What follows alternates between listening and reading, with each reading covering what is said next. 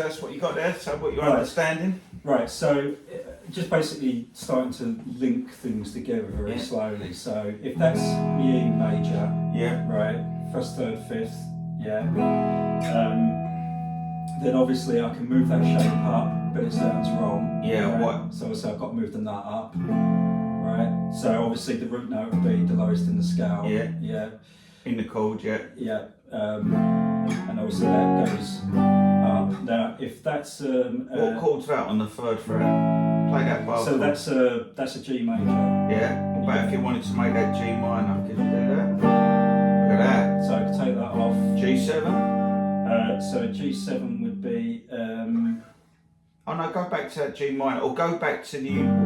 Right, where is that bar chord coming from? That's coming from the. So that bar chord's coming from, if that's an E minor, right? So that's just the first and the seventh. No, not the first and seventh. No, because that would be a power chord, wouldn't it?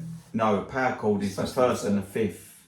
First and fifth, A power chord doesn't have the third note. That's right. In the chord. Okay, so that drops it. So if that's my E minor, that's my E major. Then all I'm doing is transposing that further. But that's the E major. But to go back to the E major chord again. Take off your third finger. No, that's your first finger. That's it. The third finger. That now is E7. So that. That's it. So you can use that shape. So then that would be my B7. That would be A7. And the first thing you want to do there is like learn all them shapes. And then, like you said about the chords, you want to go back and go, what makes it a seventh chord? Do you know what make it a seventh chord off the top of your head? No, I haven't got that for yet. Right, it's chord formulas. So you know a major chord is made up of the first, the third and the fifth note. Of the scale. So if we use C major, like just play the C chord there, so the first and the third and the fifth note of C, what are the names of notes? We got C,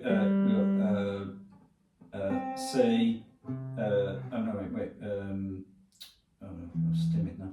Alright, so that's a C, that's a C, and that's a flat, I can't remember. No, that's an E. Right, so if we write... I'm even doing the wrong notes anyway. Get a bit of paper. Do you understand formulas? Because we haven't looked at them, have we? Do you know much about chord formulas, or is it just stuff you picked up? So as I understand, the formulas are, so let's say you've got the C major scales, C, D, E, F, G, E, A, B, C. So as I understand it, if you were going to use that, then obviously you've got your normal major, which would be the first, the third and the fifth. Right, so that's obviously C, E, and... Bang on, And then obviously... What about if it was C minor? So if it was C minor, then you would drop it's just the first and the fifth, is it? No, I can't remember which way around it is. Right, it's things what we meant. So major, is the first, the third and the fifth note of that scale, so C major, which would be your C, E and G. So you've got your note C. So the best way to do it as well is on your hand, look. C, D, E, F, G, A, B, C. So they're your 8 notes, So C's note number 1, that's your third note, which is an E, and there's your fifth on your little finger.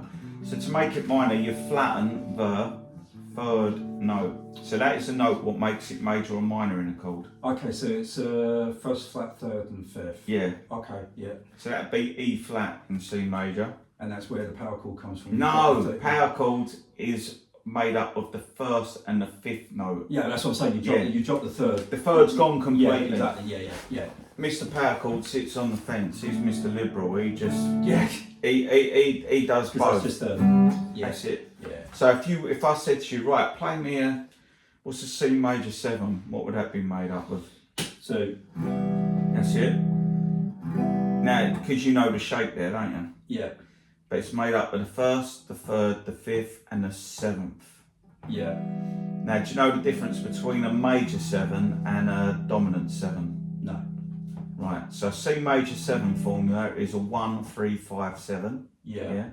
What's the 7th note going to be? I don't know, I can't work it out, I don't know the alphabet. Well, no, do the alphabet from C, this is the thing you got to...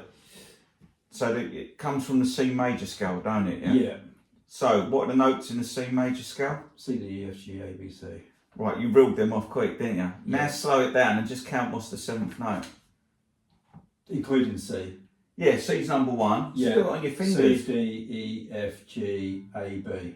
So what's the 7th note? B. B. So when you're playing a C major 7, So that's why, because you've got the open B in there. you've got the open B. There Yeah. we go. Gotcha. Okay. Now, if you go back, use them other fingers. Now, we said the dominant 7, didn't we? Yeah. Yeah. So, because I used to get confused, I'd see C7 or C major 7, and I think they was the same. So when I was learning or playing, I'd even put in there's such a big difference in sound. Major 7 chord is like a really chilled out, like jazzy kind of vibe sound. Yeah. Whereas dominant 7, a C7 is like a kind of, well, it's like a blue, lot used a lot in blues chords and 60s pop. You know, like if you think of, so look, that's like a, but if you play a C7, you got, yeah, so you get a whole different feel. yeah, vibe. so you can recognise it from that. But C7 is made up of, or C dominant 7 is the 1st, the 3rd, the 5th, and a flattened 7th. Okay. So if you knock the B back 1 semitone, what is that note going to become? It's going to be A sharp. A sharp B or flat. B flat is for, Yeah, so, which will make more sense if it's flat. Yeah. Yes, to call it so A when you're sharp. playing C major 7, you've got that open B in there, yeah? Yeah. When we play a C7, obviously we've put our first finger back down, made that C. But now, we put our little finger on, That's that B flat. that is your B flat, which makes it C7. Now I'm going to try and trick you here. Now if you move this finger down 1 string, now keep that shape, C shape, Yeah. and just move that. Now for £1 million, if you had to name that chord, your life depended on it. Well, I wouldn't get £1 million. To me, I always cheat because, well, not cheat. I always take the simple route because to be honest, when I'm doing a C major, most of the time I'm And what chord's that? doing that. Do you see that as a C major? Oh, I know it's not, right? Because But you don't know what it is. Ultimately, that note is not that note, Yeah. so it's somewhere else in the scale, right? So I don't know what that note is, but so that's a G. No.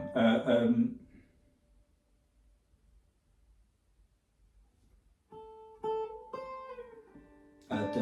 D, yeah. Yeah. So that's a D, which means that If I just stop there, so this is where a lot of guitarists go wrong. You recognise stuff by shapes. So a lot of people try and relate stuff to shapes, which is a natural thing to do. But really what you've got to do is look and go, well, what is that note? And what in relation is that to this? Because remember, everything's numbered. So that there, that there now is a C add 9. because you've added the ninth in the. The 9th is the D. The D. So, but the way you count it, you could all. It's not second because if it's second, you would take out the major 3rd note. So does that work because you've gone from the C all the way round and come back All the way round. So now, look, if we count it, we've got C, D, F. Am I doing this right? C, D. I missed one out. C, D, E, F, G, A, B, C, D. Yeah. So that is obviously you've got D, which is the second note, but because it's the octave higher, the higher version of it, it's the 9th. So that is called C add 9. Right, okay. That makes sense. Yeah? Yeah. Now, so for another $1 million question, that's C7 now, and if you move that finger down to C add 9. Now move your little finger down to the 1st string in the 3rd fret. What chord is that? So that's a G. Yeah. So would that be a C? So I'm still fretting the original major notes. So I'm adding a note. Yeah. So would that be then a C add C, D, E, F, G? It's not a C add 5, is it? No, because it's gone all the way round again because it's an octave higher. But this is a trick question, right? It's just that's still a C. Now that's when I'm going back to why you said guitarists recognise stuff by shapes. You're thinking because you're putting a finger on, But basically, the reason that is a C major chord is made up of notes C, E and G, yeah? Okay. So when you play this our basic C that everyone learns, right? Yeah. Well, straight away, you've got 2 C's in this chord. Yeah. You've got 2 E's, and you've got 1 G, which is open. So a chord is made up, think of them like ingredients. So it doesn't matter how many C's or E's or G's you have in that chord, that'd still be classed as C. Even C if they're major. an octave higher? Yeah, look, so if I put this G on here, that is still a C major chord, yeah? If I change the shape and I play this, it's going to be awkward, like G, look. That's a C major chord because it's made up of them 3 notes. Yeah, gotcha. So it only takes 1 note to change it. So like if we like that, look. Now, let's see if you can guess this one. So you've got C7, which is that. Yeah. You've got C major 7. Yeah. You've got C add 9. Yeah. That's normally a normal C. Now what happens if, now remember, guitarists get confused by just changing your fingers. We think, oh, now what chord is this?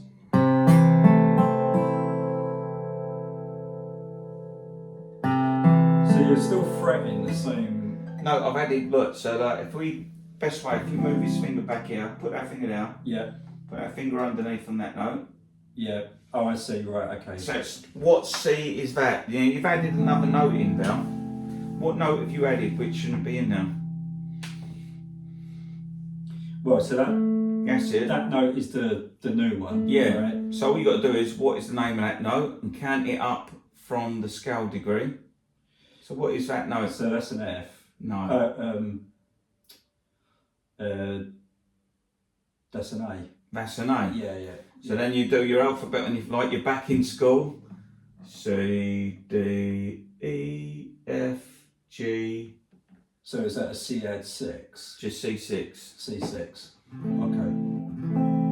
Alright, but that makes sense. Yeah, it makes sense, yeah. Yeah. Now, also that chord could be written out as, go back to the C6. That could be now, if you take your little finger off, strum it, what chord's that? That's an A minor. Minor. Put your little finger back on, strum it from there, that is C6, but also that could be written out as A minor / C. So that could also be written out as an A minor with a C in the bass. Okay, alright, that makes sense. I suppose because it straddles somewhere in between, right? So I mean, if I lift that off, I've got a C, and if I lift that off, I've got an A minor. Yeah. Yeah, so it's somewhere between an A minor and a C major. But they're both made up the same notes. Yeah, same notes, yeah. Okay, yeah, that makes sense.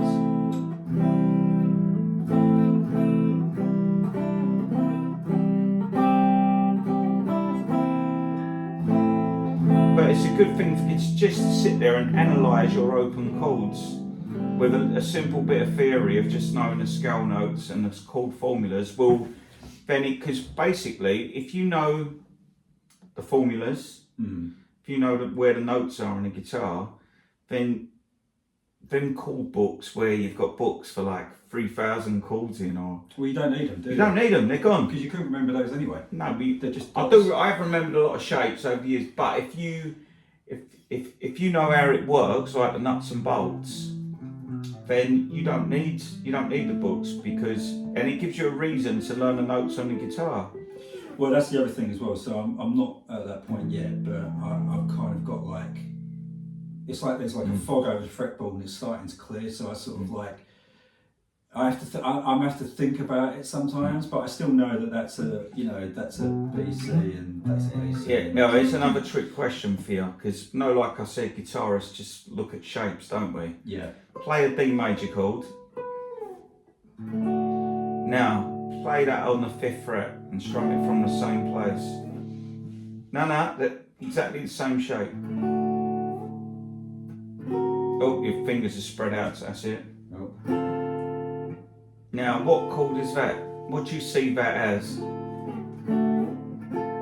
you think that's some kind of D chord? No, because there's different notes in it. There's different notes in it, but the shape's the same, isn't it? The shape's the same, but I would only say that's a D chord if I was like Up here. 12 frets up. Oh, yeah. But that's got different notes since that's got an A,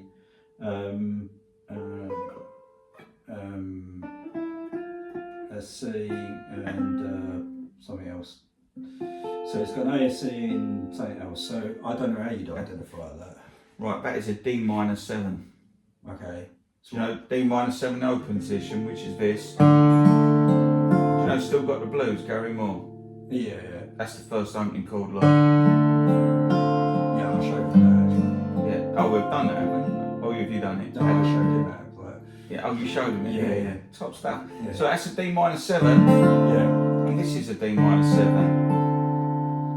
They're different shapes, but why is it a D minor 7? Yeah, so what makes that a D minor 7 not? Because it's using the same notes. So a D minor 7 is made up of the notes D, F, A and C, yeah?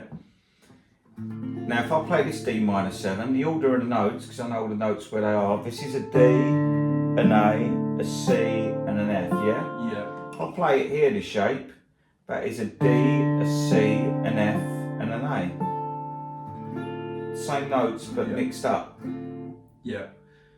So where does that relate to things like chord inversions? That's not a chord inversion. Yeah. So what makes a chord inversion? Right, a chord inversion is, do you know when you see a chord like C/G? Yeah. That is C with a G in the bass. That is the second inversion. Yeah. So look, when you play a C like this, yeah, Yeah. that's just C major, yeah. Yeah. But if you play the C major from the 6th string, that is C with an E in the bass. Okay. So that is the first inversion. Because what we've done, so the E note is the major third. Yeah. So it's C with an E in the bass, yeah? Yeah, okay, yeah, I get it, yeah. Now, so that's first inversion, but if I play this, yeah, that is C with a G in the bass. That's second inversion. So what you've done, you've taken a note from the chord and moved it to the lower part. I see what you're saying. Okay. Yeah. So we've turned it upside down. So C's normally the root note, so you've got the notes. So in a chord of C, if you've done it in order, it'd be C, E, G. But now what we've done, we've put the E, G, C. Right. So you just moved the bass note. It's still, so it's a note from the chord, but we've just put it at the bottom. Yeah, I get it, yeah. Okay, that makes sense. And look, if you have a look at that A minor with a C in the bass, no, that's the C6. Yeah. That is first inversion A minor. Because look, the C. Because you're adding that bass. Mm. Yeah, okay, that makes sense. Alright. Go on, what other cool questions you got? Because this is good to get all this. Is like it's like the jigsaw puzzle, ain't it?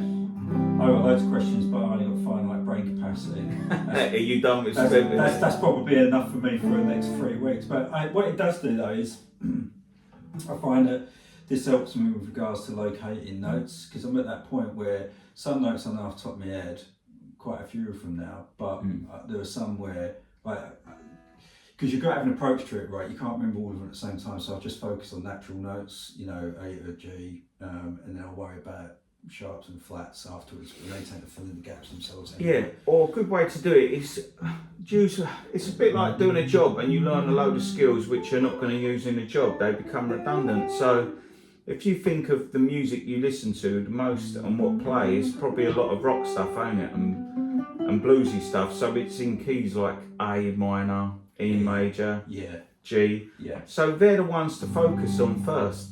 Yeah, exactly. So what I've been doing is looking at things that I do play and then sort of almost kind of reverse engineering them a little bit and analysing them. So when people when there's, say, a chord progression in a rock song, and then you watch a live performance and they'll go off and maybe solo quickly between a chord change, almost like, you know, where there's, you know, and you sort of think, well, how do they know where they can solo, right? So then I started working it out. So if you look at the chord progression, you see what key that the song's in, and then that starts to build out what you can and can't play, and it all comes back to knowing the notes on the neck, and then, dare I say it, knowing what scale they're in and things like that. And then you get on things like modes as well. I'm not quite there yet. good. Right, hope that helped.